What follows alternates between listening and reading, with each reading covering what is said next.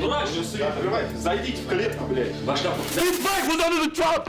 You kept shooting him, man! You kept shooting him!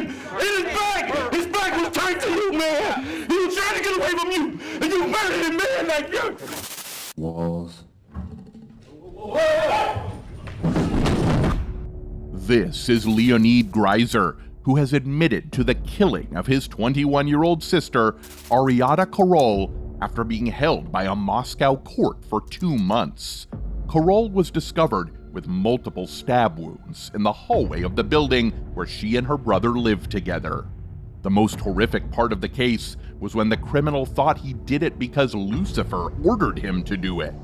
Before the police arrived, Greiser used his sister's blood to draw strange demonic symbols on her body and his head.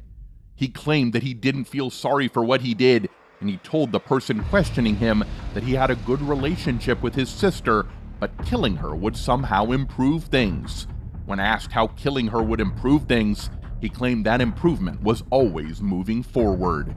Neighbors also heard the woman scream before her body was found. The siblings lived together in a rented apartment, and drugs were found in their home. What Greiser did in the courtroom is another story. He was inside a see-through box during a trial.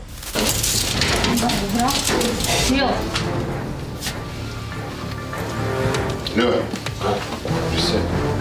Давай поговорить, присядь.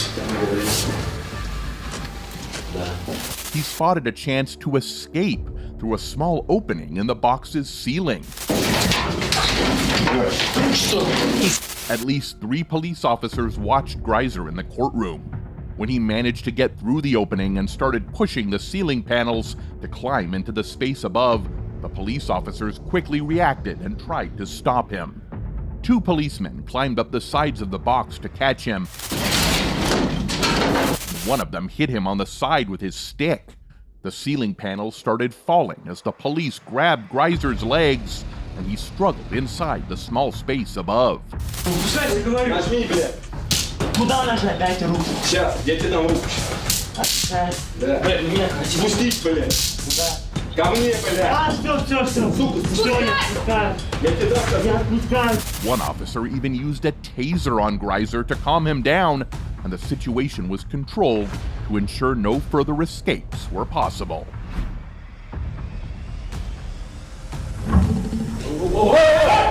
Have you ever heard about a criminal who makes drastic moves and doesn't realize the consequences of his actions?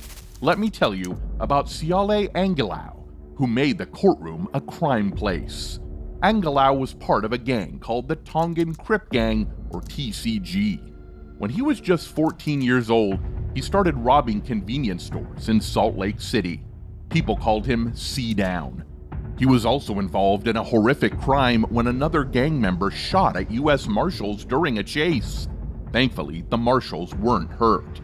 As a result of that incident, Angelau pleaded guilty to some charges in state court, like not obeying police orders and obstructing justice. The judge punished him with 15 years in jail.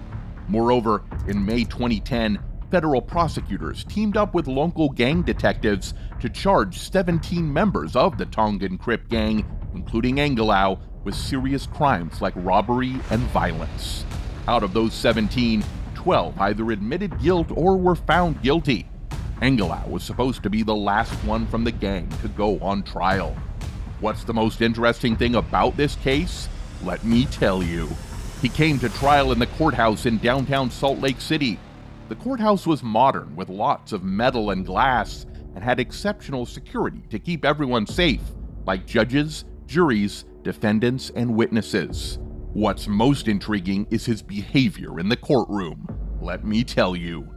Angelau appeared for trial at the downtown Salt Lake City courthouse. During the trial, there weren't any curtains to cover the tables in the courtroom. The tables couldn't be moved either. Because of this, Judge Tina Campbell ordered that Ciale Angelau shouldn't have any restraints in front of the jury. When the first witness started testifying, some of the marshals in the courtroom didn't know about Judge Campbell's decision. They only realized when they saw Angelau Walls. part of a gang get up from the defense table. He grabbed a pen and a mechanical pencil and ran toward a witness discussing Angelau's gang.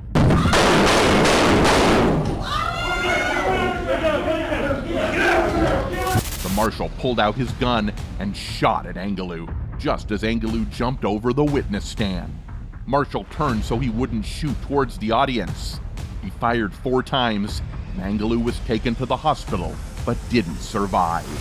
When someone accused of a crime is kept in jail until their trial, lawyers and the judge discuss whether they should wear handcuffs and leg irons in court. FBI documents said U.S. Marshals at Salt Lake City's federal courthouse always kept accused people in shackles during trials. But defense lawyers argued that seeing someone in cuffs might make jurors think they're guilty before hearing evidence. The new courthouse didn't have curtains to hide Angelau's shackles, and they couldn't move the table to hide them.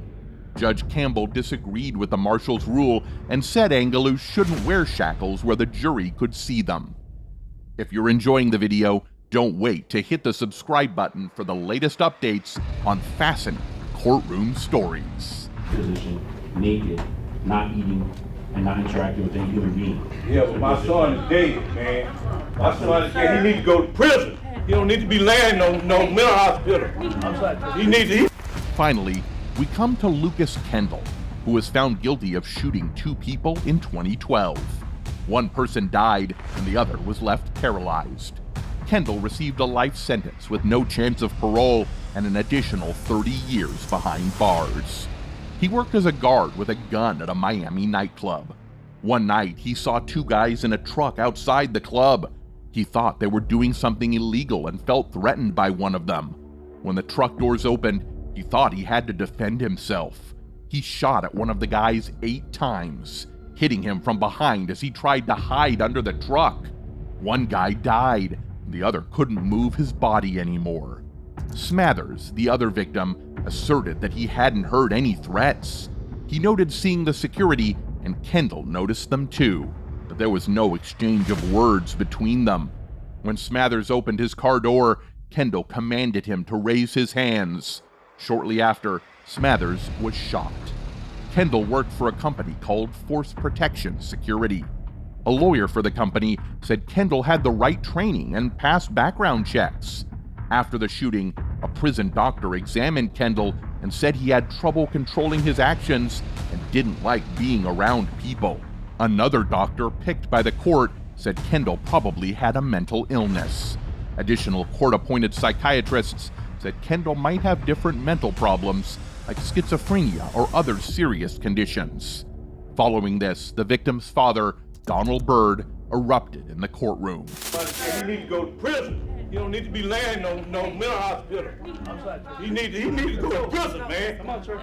He want to play crazy. He wasn't crazy when he killed my son, man. He wasn't crazy then, but he crazy now. Oh.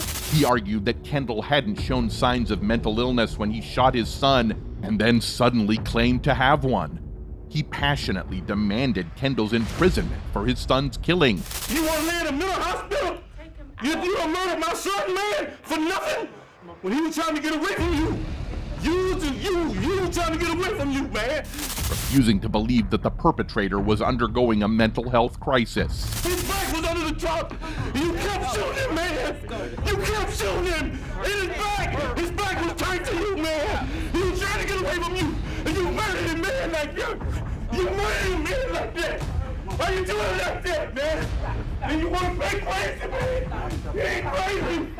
You ain't crazy, man. Given the intensity of the situation, Donald Byrd was removed from the courtroom.